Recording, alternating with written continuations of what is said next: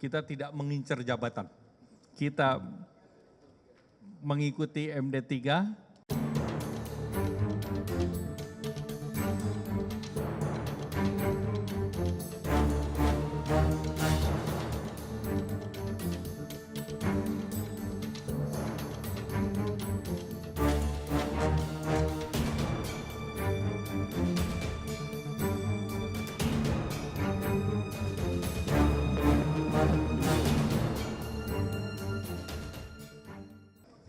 Tidak ada yang berebut sekarang.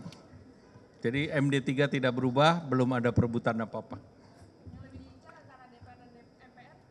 Kita tidak mengincar jabatan. Kita mengikuti MD3 dan bagi Partai Golkar yang penting menuju pilkada nanti tentu bagaimana kita bekerja untuk masyarakat.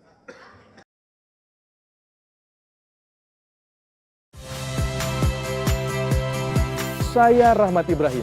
Saksikan program-program Kompas TV melalui siaran digital, pay TV, dan media streaming lainnya. Kompas TV, independen, terpercaya.